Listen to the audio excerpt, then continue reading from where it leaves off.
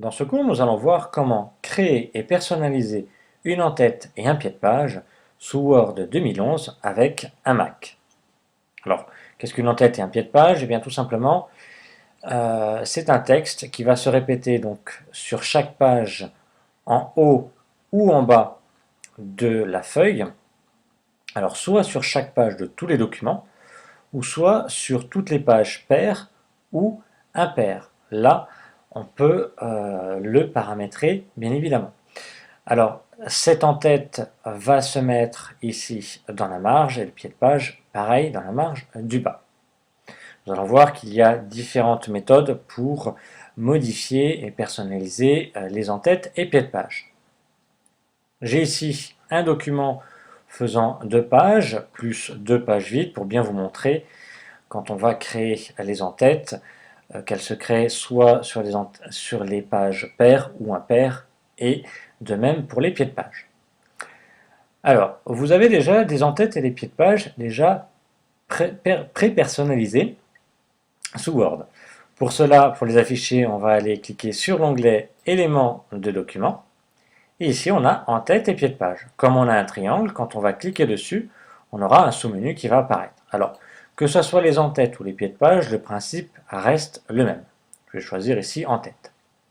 J'ai plusieurs ici, donc, en-têtes de prédéfinis, avec à chaque fois un dièse. Le dièse, ça va vous mettre le numéro de la page, automatiquement, mais vous pourrez l'effacer, bien entendu.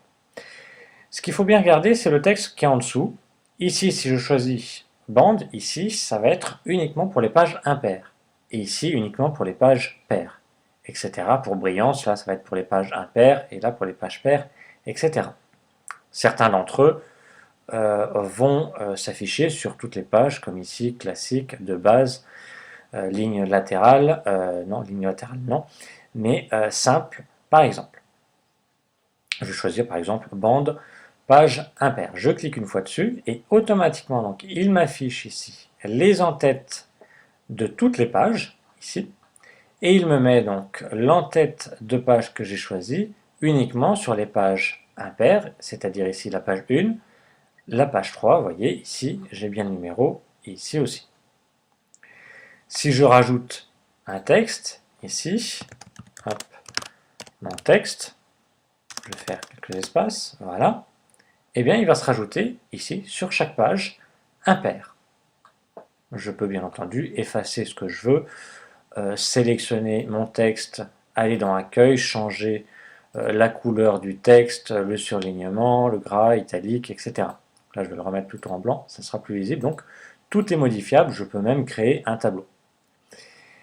D'ailleurs, dans ce mode-là, ici, il s'agit d'un tableau, puisque vous voyez, j'ai 4 petites flèches qui apparaissent. Donc là, c'était pour les pages impaires. Pour quitter une en-tête de page, j'ai deux possibilités. Soit je clique sur Fermer, soit je double-clique en dehors de mon en-tête. Et automatiquement, elle est quittée. Quand je suis dans l'en-tête de page, mon texte, ici que j'ai tapé, apparaît en gris. Et quand je suis dans le texte en dehors de l'en-tête, c'est l'en-tête qui apparaît en gris pour bien distinguer les deux zones. Je vais mettre maintenant une en-tête différente pour les pages paires. Donc je reviens ici dans éléments de document, je vais choisir en-tête, et ce coup-ci, je vais prendre par exemple brillance, mais pour les pages paires. Et vous voyez ici, j'ai mon en-tête qui s'est créée uniquement pour les pages paires. Il m'a gardé mon en-tête pour les pages impaires.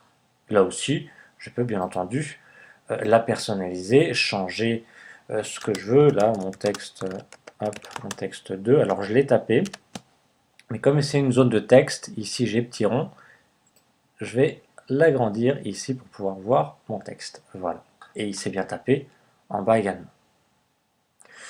Pour supprimer une zone de texte, zone de texte ou même une en-tête, puisqu'ici là c'est une zone de texte, on clique sur une bordure, puisqu'on a des petits carrés, et on efface. Pareil ici pour la forme, si je clique dessus, j'ai des petits carrés tout autour, donc je l'efface avec le bouton effacer du clavier. Par contre, pour cette en-tête, ici, j'ai pas de petits carrés qui apparaissent tout autour, mais j'ai plutôt des flèches de déplacement, donc là, ça va être un tableau. Donc là, tout simplement, je le sélectionne, et j'efface, tout simplement. Je peux quitter mon en-tête en faisant un double-clic. Et automatiquement, elles sont effacées de toutes mes pages. Si je veux créer un pied de page, c'est le même principe. Je clique ici sur pied de page, toujours dans l'onglet éléments de document. Et je choisis ici la présentation que je veux. Admettons ici vague, page, paire. Et automatiquement, vous voyez, il s'est mis en bas de la page, dans le pied de page, ici, qui s'est créé donc à chaque fois. Je peux là aussi, bien entendu, le modifier, fermer, le supprimer comme une en-tête. Ça revient exactement au même. Alors ça, dans l'onglet éléments de document, en-tête et pied de page, ce sont des en-têtes et des pieds de page déjà prédéfinis. Mais si vous voulez créer vous-même une en-tête ou un pied de page, il ne faudra pas passer par là. Il faudra rafficher l'en-tête de pied de page, l'en-tête ou le pied de page. Donc vous avez deux manières pour le rafficher, sans passer par ici les paramètres prédéfinis. Soit en plaçant la souris, vous voyez dans la marge en haut, on a une petite feuille qui apparaît, pareil dans la marge du bas. Et quand on a cette feuille-là, ça veut dire que là on est dans l'en-tête, on fait un double clic dedans et automatiquement le curseur se met dans l'en-tête ou dans le pied de page, ici en bas.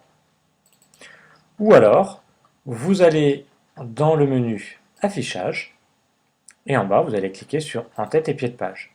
Et automatiquement le curseur se met dans l'en-tête. Alors là, vous pouvez justement taper le texte que vous voulez. Alors, dans la règle, ici, vous avez deux taquets ici. Vous en avez un ici et un autre là. Ça vous permet directement, en appuyant sur la touche tabulation de votre clavier, d'aller directement au milieu de la page, donc au deuxième taquet, et de pouvoir taper votre titre, par exemple, votre texte. Et puis, de nouveau, appuyer sur tabulation pour aller sur la deuxième, ici, sur le deuxième taquet. Alors là, vous écrivez ce que vous voulez, vous pouvez même aller dans les tableaux pour rajouter même un petit tableau en haut. Et sinon, vous avez, quand vous êtes dans l'en-tête et dans le pied de page, vous avez ici un onglet en-tête et pied de page. On va cliquer dessus.